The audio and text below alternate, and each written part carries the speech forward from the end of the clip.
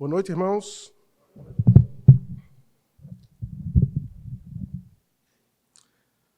Semana passada nós estudamos sobre Sansão no tema servos improváveis, ou seja, servos que não reúnem as qualificações, todas as qualificações exigidas para servir a um Deus santo e perfeito. Então vimos sobre Sansão, o homem que depois de cego teve sua visão aberta por Deus e como Deus o usou, mesmo com seus defeitos morais graves, para ali diminuir a influência dos filisteus e libertar o povo oprimido. Depois Deus o humilhou, trazendo para perto de si, e o seu fim foi memorável, e como Deus usou isso para a glória dele. Hoje vamos ver sobre o profeta Jonas, que ao contrário de Sansão, que era lascivo, mundano, Jonas era um profeta de Deus, um profeta dedicado. O seu serviço como profeta não está só no livro de Jonas, tem uma menção dele em 2 Reis 14, 25, em que há um cumprimento de uma profecia dele sobre a restauração dos limites do território de Israel. Jonas, portanto, não era um servo moralmente desqualificado. Não era como um Sansão, um servo que guardava somente aquela formalidade exterior da sua religiosidade, ou seja, o seu cabelo que não era cortado. Era a única parte do voto de Nazireu que ele guardou. Jonas é uma daquelas histórias preferidas das crianças, por causa da coisa tão inusitada de alguém ter sido engolido por um peixe. Por incrível que pareça, a gente pode encontrar relatos atuais de pessoas que foram engolidas por peixes ou baleias. Basta fazer uma pesquisa na internet, vocês vão ver notícias sobre isso. Claro que a pessoa não passou 3 dias no ventre do peixe. E esse aspecto é algo que deixa a história de Jonas bem singular. Algo que somente o Senhor Deus poderia fazer. Alguns estudiosos, analisando o caso de Jonas, dizem que pelo tempo que ele passou no ventre do peixe, o seu aspecto quando ele saiu era assim meio fantasmagórico. A pele esbranquiçada, corroída pela acidez do estômago do peixe, parecia assim um zumbi. O fato curioso é que os ninivitas, os homens que ouviram a pregação de Jonas, eles criam num deus chamado Dagon, assim como os filisteus também criam nesse deus. E esse deus tinha uma forma metade homem, metade peixe. Agora vamos juntar as informações, Os ninivitas, que acreditavam nesse Deus, metade homem, metade peixe. Um profeta que foi engolido por um peixe, ficou 3 dias no estômago do peixe. A aparência de Jonas, que era como um zumbi, e a mensagem que ele trazia, que Deus iria destruir aquela cidade em 40 dias. Deve ter sido algo muito assustador. Nossa série desse mês, essas 4 pregações, tem esse tema, servos improváveis. Mas alguém poderia pensar, mas Jonas não era assim tão improvável, ele já era um profeta de Deus, já era um profeta dedicado a Deus, tinha um senso de justiça muito apurado, muito aguçado, mas a gente vai ver, quando chegar no capítulo 4, a gente vai fazer um estudo panorâmico do livro, vamos ver no capítulo 4 que o seu senso de justiça, que era muito aguçado, trazia para Jonas um aspecto de falta de misericórdia. Um profeta que recebe a ordem de pregar em Nínive, mas um profeta que não queria que os ninivitas se arrependessem. Um profeta que não queria que o povo se arrependesse e fosse poupado. Queria, na verdade, que Deus destruísse a cidade com todos os seus moradores. Alguém que pertencia a Deus, que tinha intimidade com Deus, que Deus falava com ele. Alguém que, sendo judeu, conhecia a lei, sabia da misericórdia de Deus, mas não queria que Deus usasse dessa misericórdia com um povo pecador. Queria que o povo fosse condenado à morte. Curiosamente, nesse capítulo 4, a gente vê Jonas se compadecendo de uma planta. O mundo de hoje também é meio esquisito nesse aspecto. Coisas estranhas como essas, né? Alguém que valoriza uma planta ou um pet acima das pessoas, especialmente daquelas pessoas que carecem da nossa misericórdia. Se alguém que foi alvo da misericórdia de Deus, que recebeu a misericórdia de Deus para com outras pessoas, não usa de misericórdia, mantendo uma aparência de piedade, não há outro nome para isso, senão hipocrisia. Isso fica bem evidente se, ao invés de ter misericórdia com pessoas, temos misericórdia com plantas, pets e outras coisas que nós temos pena. Hipocrisia e religiosidade andam assim bem juntinho um do outro. São como faces de uma mesma moeda. Por isso o Senhor Jesus muitas vezes repreendeu os religiosos de sua época por causa da hipocrisia. O capítulo 23 de Mateus é assim bem especial nesse aspecto. Se alguém quiser estudar sobre religiosidade, fazer uma relação com hipocrisia, capítulo 23 de Mateus é uma fonte primária. Alguns versículos que eu extraí desse capítulo assim, são famosos. Ai de vós, escribas e fariseus, hipócritas, porque dais o dízimo da hortelã, do endro e do cominho, e tendes negligenciado os preceitos mais importantes da lei: a justiça, a misericórdia e a fé. Devias, porém, fazer estas coisas sem omitir aquelas. Mateus 23, 23. Assim também vós, exteriormente, pareceis justos aos homens, mas por dentro estáis cheios de hipocrisia e iniquidade. Serpente, raça de víboras, como escapareis da condenação do inferno? Mateus 23, 33. Todas essas citações do capítulo 23. A religiosidade hipócrita, então, ao invés de aproximar a pessoa de Deus, tem um efeito contrário. Por isso que Jesus disse também: ai de vós, escribas e fariseus, hipócritas, porque fechais o reino dos céus diante dos homens. Pois vós não entrais, nem deixais entrar os que estão entrando. Mateus 23, 13. E também diz: rodeais o mar e a terra para fazer um prosélito, e uma vez feito, o tornais filho do inferno, 2 vezes mais do que vós. Mateus 23, 15. Só para a gente ter uma ideia, nesse capítulo 23 de Mateus, a expressão ai de vós, escribas e fariseus hipócritas, só nesse capítulo, essa expressão aparece 7 vezes. Irmãos, diante da apatia da Igreja do Senhor, de maneira geral, que vive uma vida de evangelho assim muito superficial, que não exercita a misericórdia como a gente aprende nas Escrituras,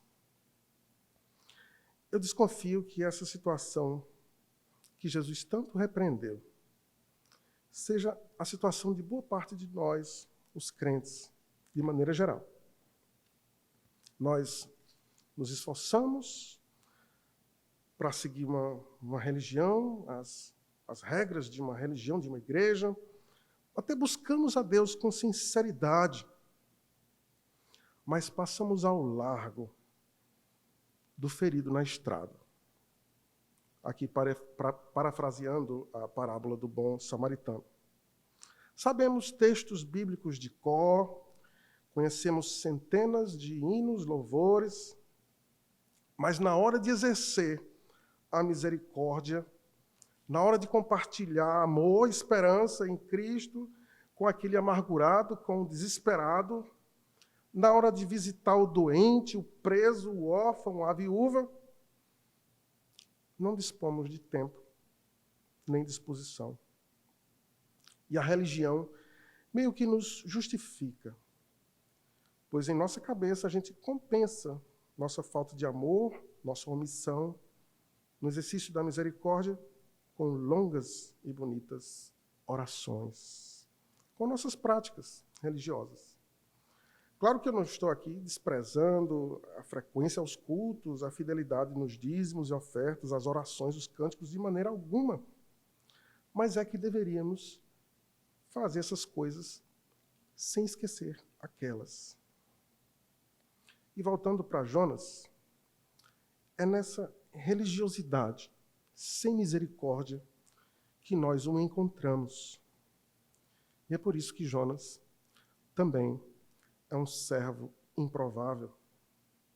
E por isso também que nós somos servos improváveis quando agimos sem misericórdia. É preciso, às vezes, um milagre para amolecer o coração de um servo hipócrita com espírito religioso, para que esse servo saia do seu egoísmo a fim de perceber a necessidade do outro e exercer misericórdia. Mas Deus é especialista em milagres. Da minha parte, eu reconheço as minhas próprias dificuldades.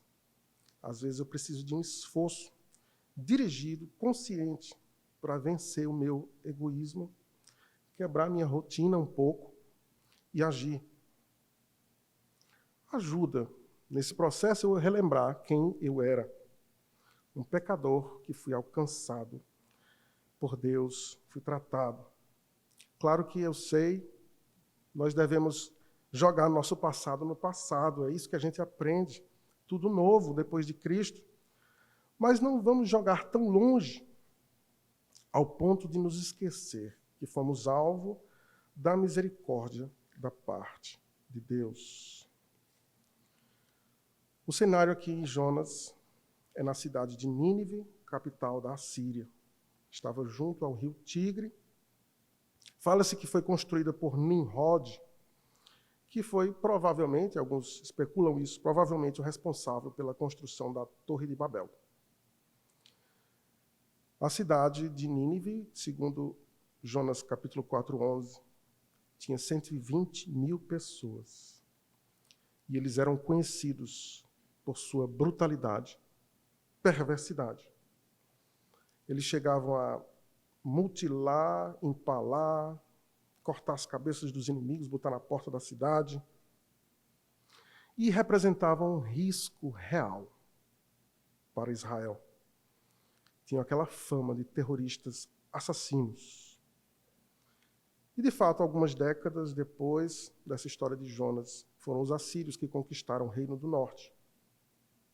E essas tribos foram levadas cativas e nunca mais voltaram. Um século depois, mais ou menos, o profeta Naum condena Nínive. E ela foi completamente arrasada pelos medos em 612. Como é que Jonas foi convencido a se arrepender? Vamos abrir o livro de Jonas, lá para o profeta Jonas.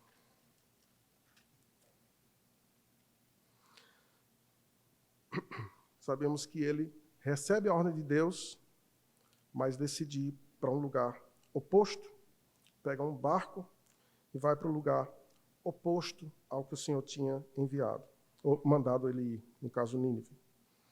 Então vamos lá para o capítulo 1, versículo 15,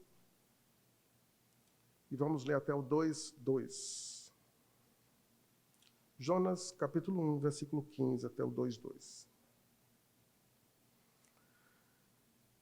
E levantaram a Jonas e o lançaram ao mar, e cessou o mar da sua fúria. Temeram, pois, estes homens em extremo ao Senhor, e ofereceram sacrifícios ao Senhor e fizeram votos. Deparou o Senhor um grande peixe para que tragasse a Jonas. E esteve Jonas 3 dias e 3 noites no ventre do peixe. Então Jonas, do ventre do peixe, orou ao Senhor, seu Deus, e disse: Na minha angústia clamei ao Senhor, e ele me respondeu. Do ventre do abismo gritei, e tu me ouviste a voz. Vamos orar. Senhor nosso Deus, louvado seja o teu nome. Louvado seja, Senhor Deus, porque o Senhor nos deixou registrada essa história, para que nós aprendêssemos a confiar no Senhor e a obedecer a tua voz. Oramos assim em nome de Jesus, Senhor. Amém.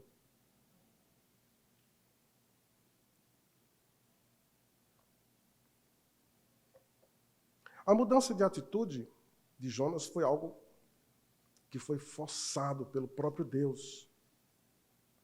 Na dureza do seu coração, Jonas desejava que Deus destruísse Nínive, com todos os seus moradores, por causa dessa fama que eles tinham e por causa da sua perversidade, que de fato era real. Mas Jonas, recebendo a mensagem de Deus para pregar em Nínive, ele decide desobedecer e prefere morrer a exercer misericórdia. Ele pede que os homens naquele barco joguem ao mar para que a ira de Deus se aplacasse. Ele prefere morrer a testemunhar de Deus, prefere morrer a ver Deus agindo em misericórdia com aquele povo. E Deus o leva a um esgotamento físico e emocional, ao extremo disso, para convencê-lo à obediência. Leva-o para o fundo do mar, para o fundo do poço, para mostrar quão profundo é o seu amor e a sua misericórdia. O Senhor nos conhece e nos achará. Por mais longe que a gente vá, por mais distante. O Salmo 139 nos dá muito bem a noção de quão profundo é o conhecimento de Deus. Eu vou ler esse trecho para os irmãos. Já cheguei aqui, Salmo 139. Vou ler do versículo 1 ao 10. Diz assim: Senhor, tu me sondas e me conheces, sabes quando me assento e quando me levanto. De longe penetras os meus pensamentos, esquadrinhas o meu andar e o meu deitar, e conhece todos os meus caminhos. Ainda a palavra me não chegou à língua, e tu, Senhor, já conheces toda. Tu me cercas por trás e por diante, e sobre mim pões a mão.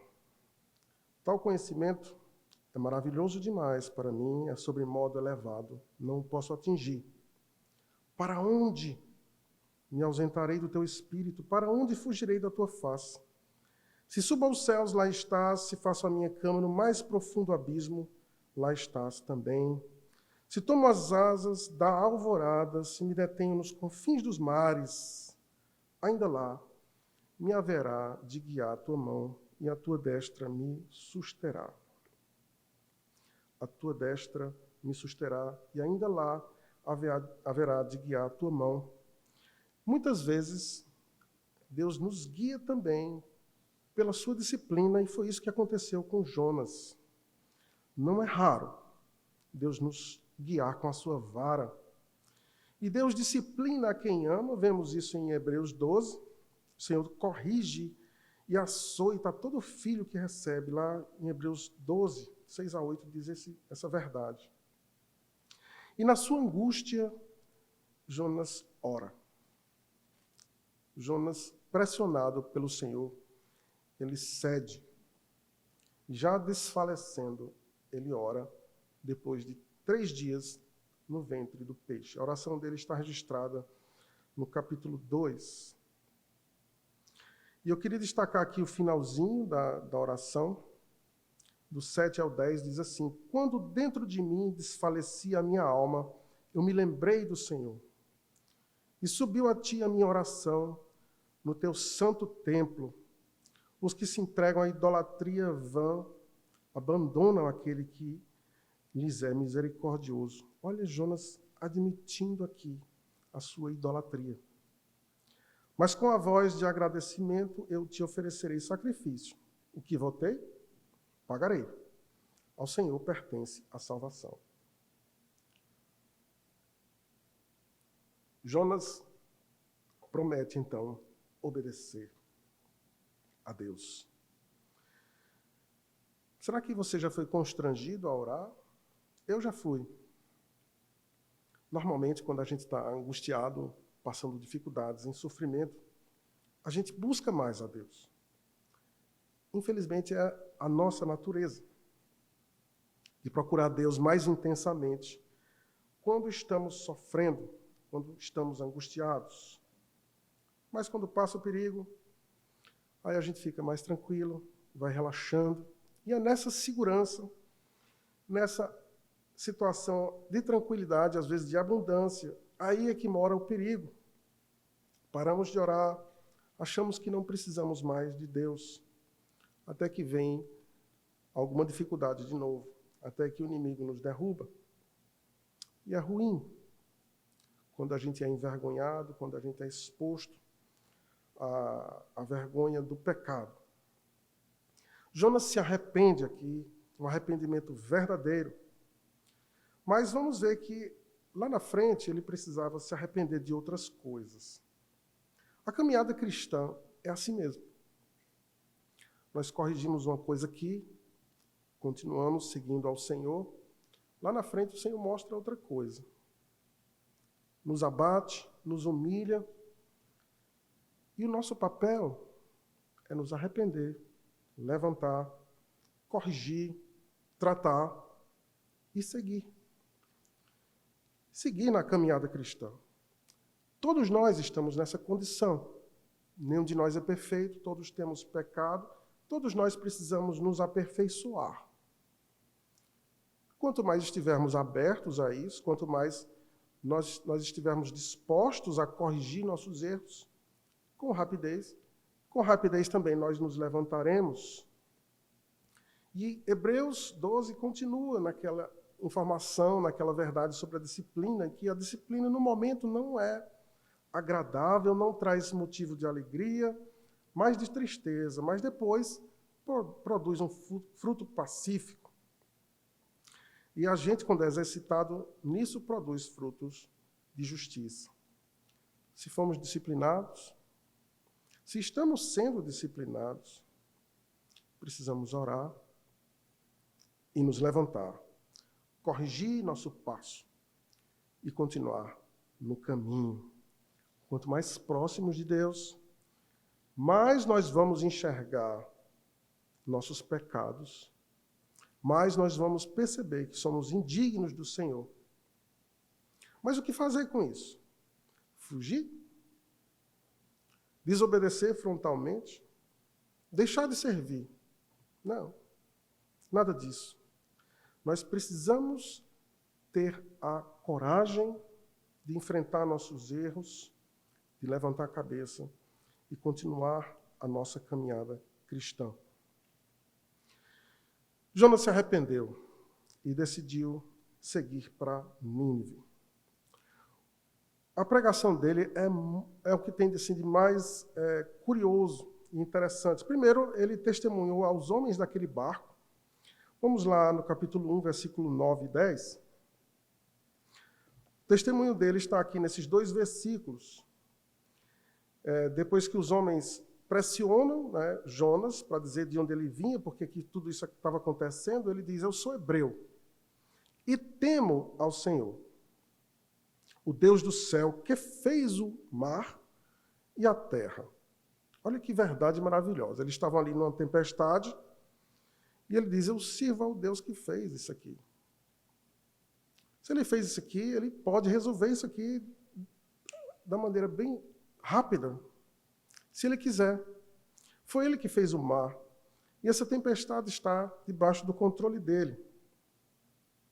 Os homens ficam possuídos de muito temor.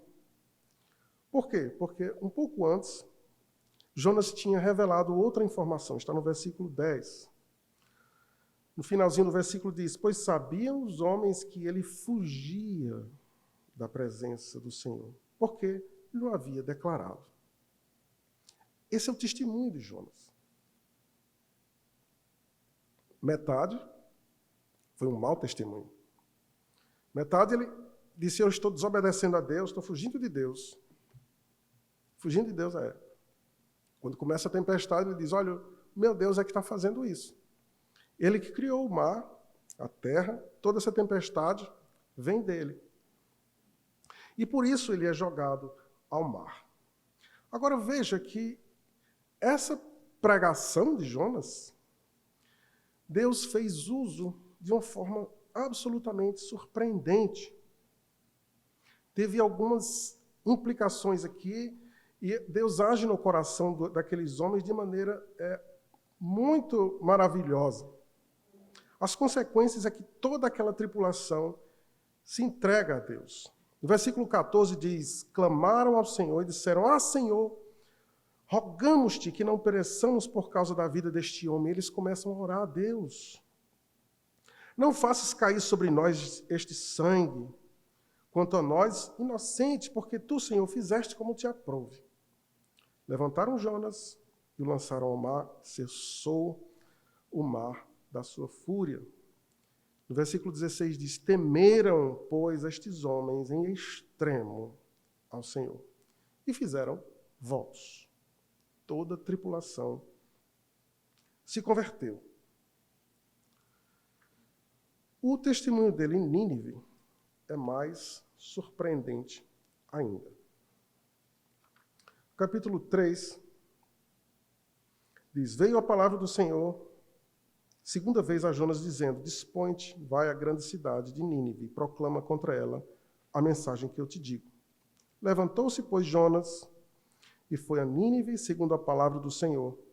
Ora, Nínive era cidade muito importante diante de Deus e de 3 dias para percorrê-la.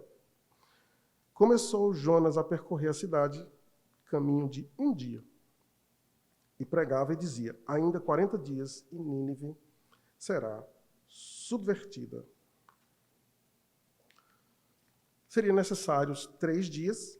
Jonas faz tudo em 1 dia só. Dá para perceber aqui um serviço muito mal feito, sem paciência. Pregou apenas um sermão.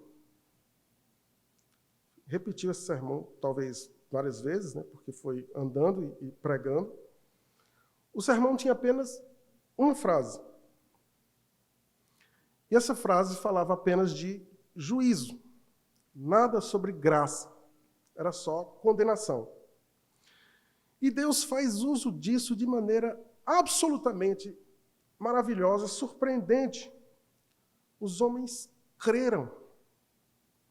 No versículo 5 do capítulo 3 diz, os ninivitas creram em Deus, proclamaram um jejum, vestiram-se de panos de saco, desde o maior até o menor. Chegou essa notícia ao rei, o rei de Nínive.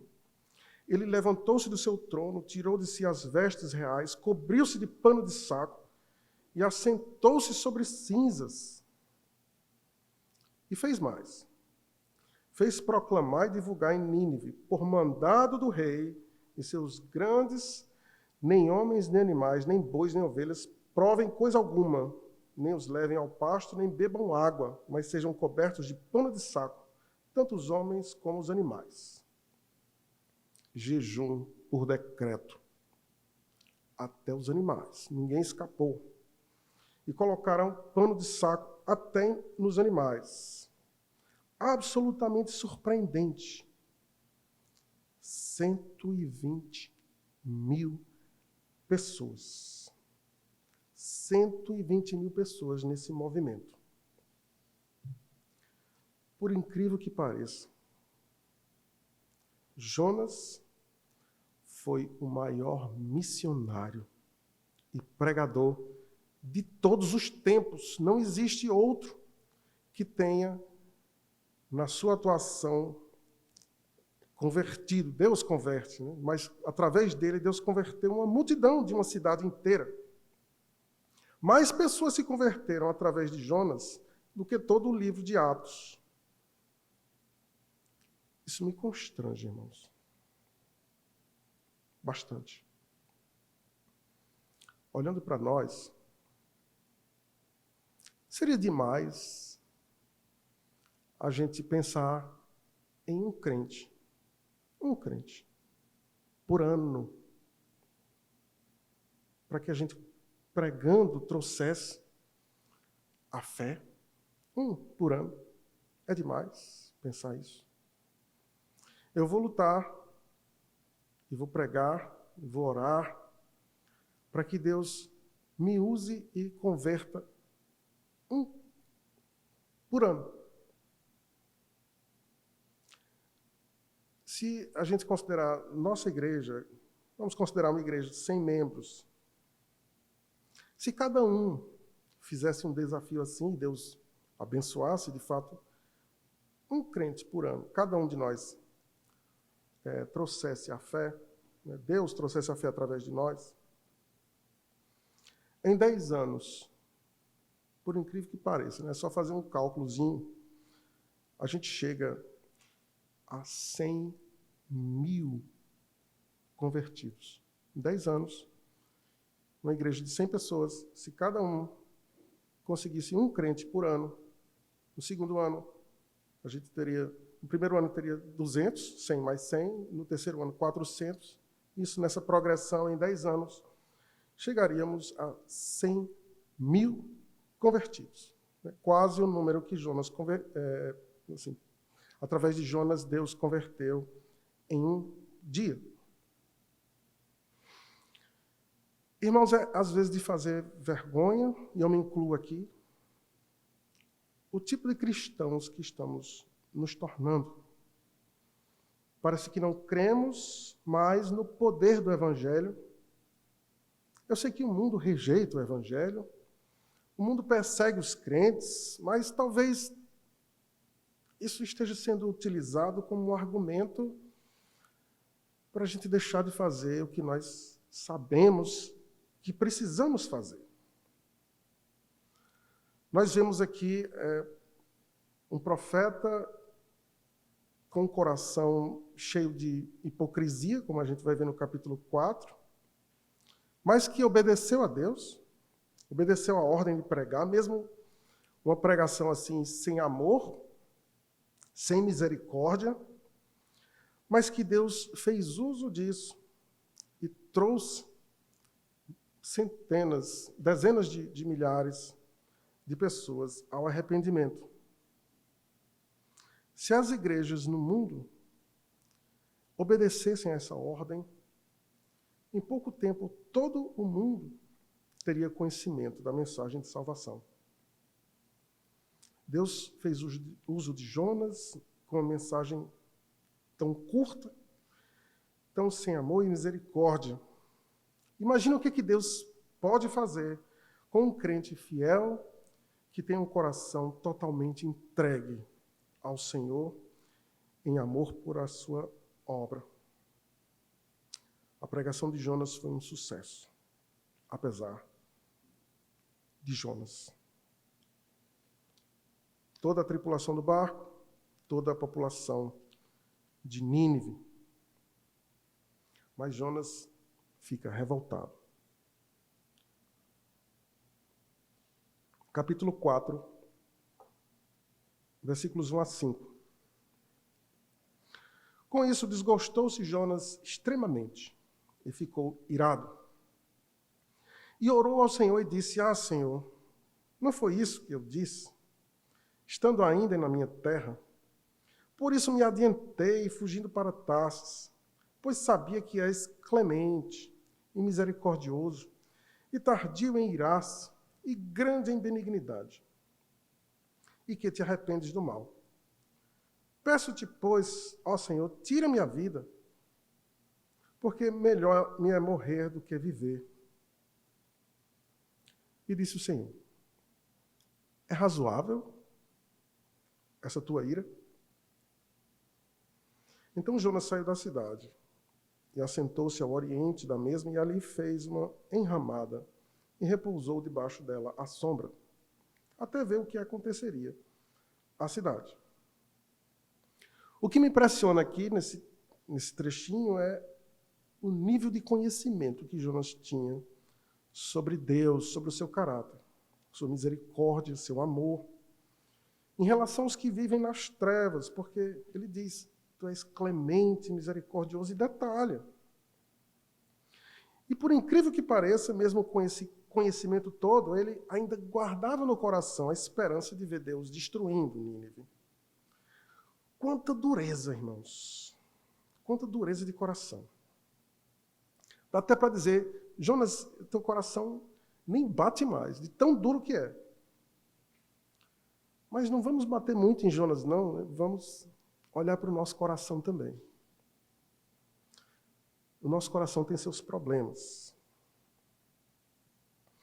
É razoável a tua ira? Deus pergunta. Ou seja, é como se dissesse: Jonas, teu coração não bate mais. Mas vamos para a sua cabeça, vamos usar a sua mente, talvez tenha alguma esperança.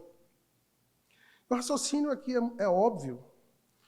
Era mais ou menos assim: olha, eu sou judeu, Deus havia mostrado na história sua misericórdia e compaixão com Israel. Eu também, óbvio, fui alvo dessa misericórdia. Então, o segundo raciocínio seria: eu preciso ter coerência com isso e mostrar misericórdia.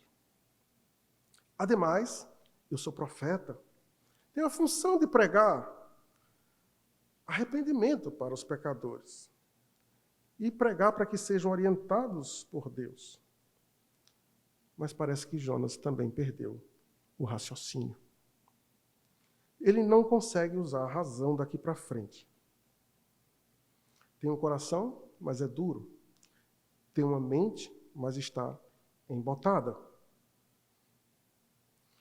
Aqui ele começa a se tornar claramente num tolo. Provérbios 21:30 diz: não há sabedoria, nem inteligência, nem mesmo conselho contra o Senhor.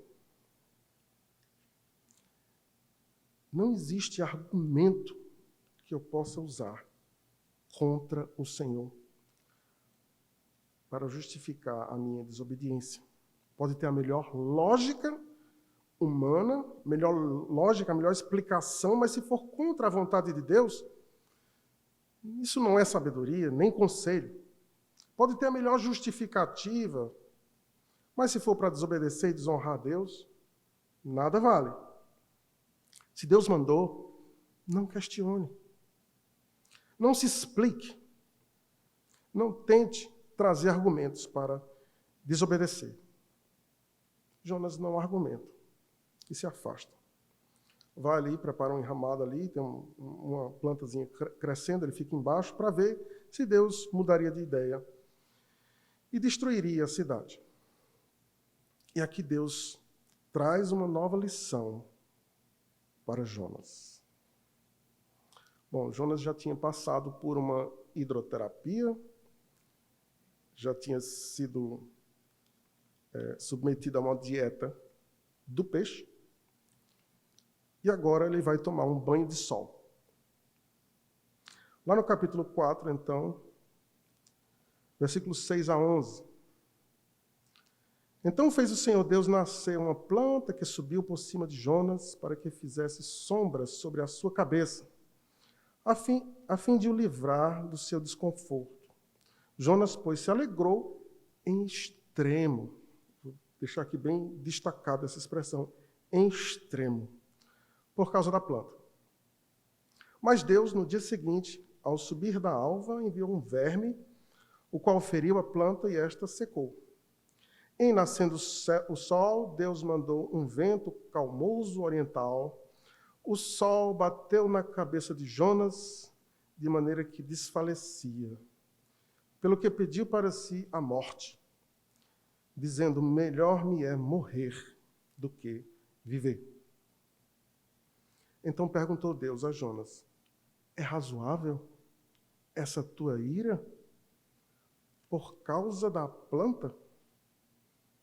Ele respondeu: é razoável a minha ira até a morte. Dá para ver que ele estava gritando aqui só pelo texto.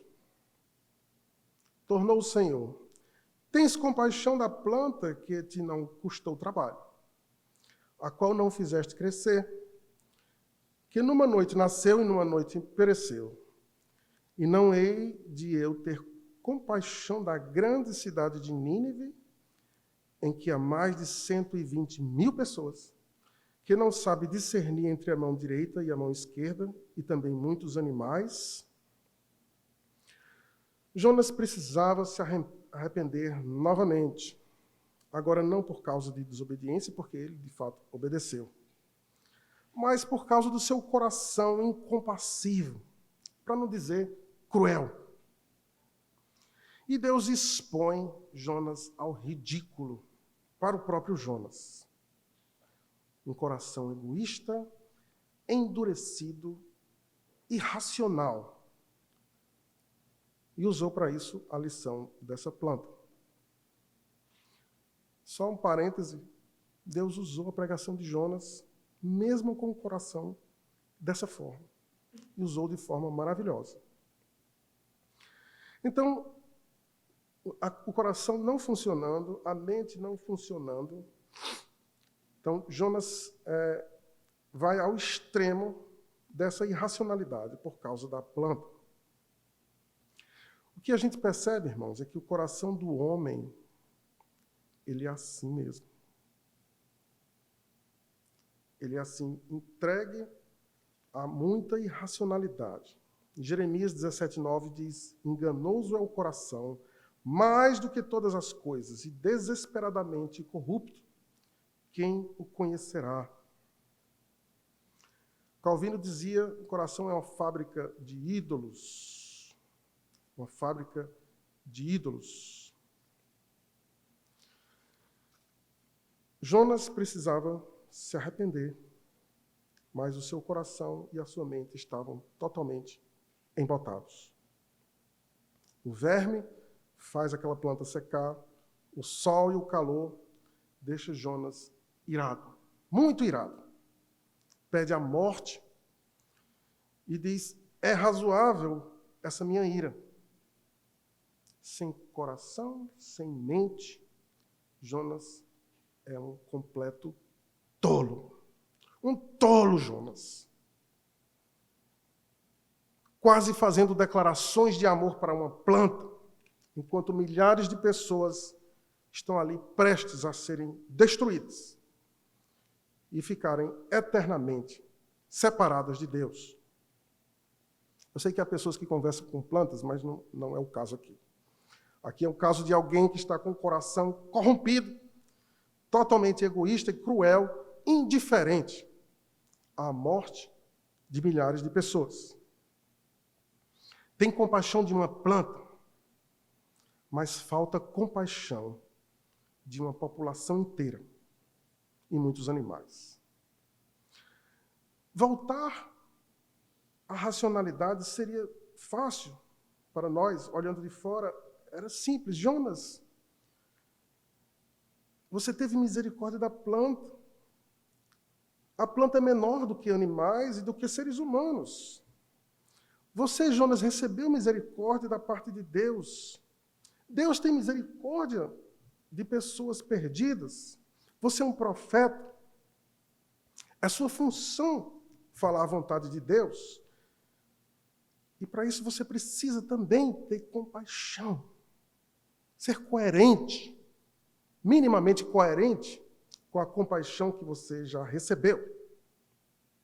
Mas a ira havia dominado o coração e a mente do profeta. o livro termina de maneira bem súbita, com o silêncio de Jonas. Como se Deus dissesse: Jonas, agora não tem mais nada. Tentei mover seu coração, você está fechado. Tentei te levar à racionalidade, não adiantou. Te expus ao ridículo. Agora é com você. Provavelmente foi Jonas que escreveu o livro. E a forma como foi escrita, dá para perceber que Jonas se arrependeu, sim. Jonas se arrependeu. Por algum motivo, ele não registrou isso. Jesus usou essa história para alertar os incrédulos da sua época. Eu queria que a gente fosse lá em Lucas 11.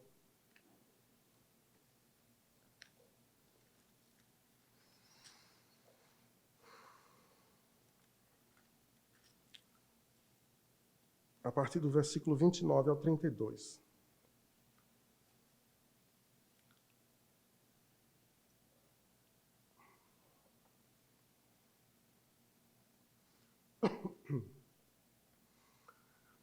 Como afluíssem as multidões, passou Jesus a dizer: esta é geração perversa. Pede sinal, mas nenhum sinal lhe será dado senão o de Jonas. Porque assim como Jonas foi sinal para os ninivitas, o Filho do Homem o será para esta geração. A rainha do sul se levantará no juízo com os homens desta geração e os condenará, porque veio dos confins da terra para ouvir a sabedoria de Salomão. E eis aqui está quem é maior do que Salomão. Ninivitas se levantarão no juízo com esta geração e a condenarão, porque se arrependeram com a pregação de Jonas. E eis aqui está quem é maior do que Jonas. Assim como Jonas foi sinal para os ninivitas, o Filho do Homem o será para esta geração. Nós somos crentes. Pode ser que a gente pense: não, esse texto não se aplica a mim. Afinal, eu já me arrependi, já fui salvo por Jesus Cristo. Mas será que não haveria outros motivos para a gente se arrepender? Afinal, o próprio Jonas precisou de arrependimento 2 vezes nessa história. Irmãos, nós temos a Bíblia completa, diferente de Jonas, que não tinha. Temos a igreja. Temos as ordens de Jesus: ide, portanto, fazei discípulos de todas as nações, batizando-os em nome do Pai, do Filho e do Espírito Santo. Mateus 28, 19. Jesus ainda acrescenta no último versículo do livro de Mateus: eis que estou convosco todos os dias até a consumação do século. Lá em Atos, Jesus também fala: mas recebereis poder ao descer sobre vós o Espírito Santo, e sereis minhas testemunhas, tanto em Jerusalém como em toda a Judéia e Samaria, e até os confins da terra. Nós ouvimos 3 pregações aqui por semana, regularmente. Nós temos seminários na cidade, presenciais e online, e ainda temos dificuldade para crer e obedecer ao Senhor. Crer e obedecer ao Senhor. Será que isso não dá um frio na espinha quando pensamos nas palavras que aqueles ninivitas vão se levantar e julgar a incredulidade daqueles que ouviram a pregação de Jonas? A incredulidade daqueles que ouviram a pregação de Jesus, no caso. E nós temos ouvido a pregação de Jesus semanalmente aqui. Semanalmente, a palavra é exposta e pregada. Nós temos a Bíblia em casa e podemos ouvir, ler as palavras de Jesus diariamente. Será que a gente acha que essa advertência aqui não tem nada a ver conosco? Com certeza, enquanto Jonas pregava naquele dia, atravessando a cidade, deve ter cruzado com centenas de pessoas nas ruas, pessoas em completa perdição, nas trevas do pecado. A cegueira espiritual daquelas pessoas, daquelas homens, mulheres e crianças, não comoveu a Jonas. Ele continuou duro, cruel, para não dizer cruel, né? Obedeceu, mas sem amor, sem compaixão. Mas obedeceu. Quantas pessoas a gente cruza aqui em Fortaleza? Quantas crianças a gente vê brincando no nosso bairro, na nossa vizinhança?